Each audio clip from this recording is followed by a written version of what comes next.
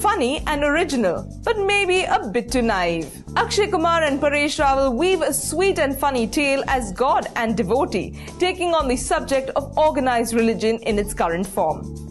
Kanji Bhai, a militant atheist, lives in Mumbai with his devout wife and 2 kids. He runs a shop selling, quite ironically, God paraphernalia in the infamous Chor Bazaar area. Kanji is a shrewd Gujarati businessman who clearly knows how to keep God and business separate, and he makes a good profit while doing so, passing off cheap idols as rare, antique pieces to gullible believers.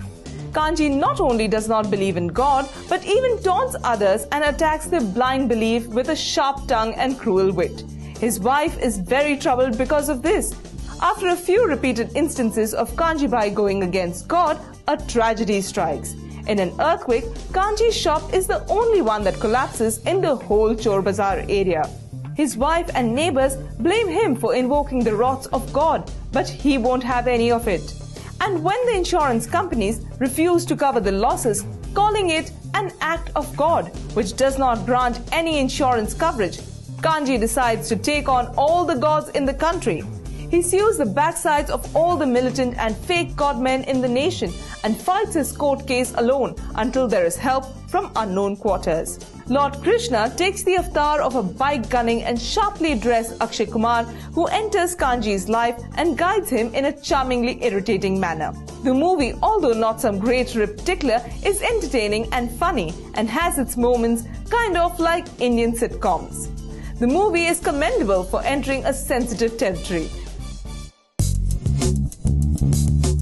It takes some amount of guts on the part of the directors and producers, Akshay Kumar and Paresh Rawal, to point out certain religious beliefs that people hold on to, question them, and show a uniquely reasonable perspective towards God. It looks at the God-devotee relationship as a friendship, rather than the master-slave way it has evolved into. This movie could have invoked massive retort from various political and religious quarters, but looks like sometimes these folks can take a joke or two and not get offended. Actually, that's the true triumph of the film. It takes on interesting issues and turns the very act of being religious on its head.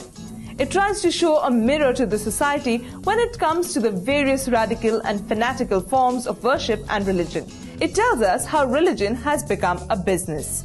The supporting cast, including Mithun Chakraborty, who plays an effeminate long-haired Baba, provide great comic relief. The story is tight and moves at a good pace, although it is criminally simplistic.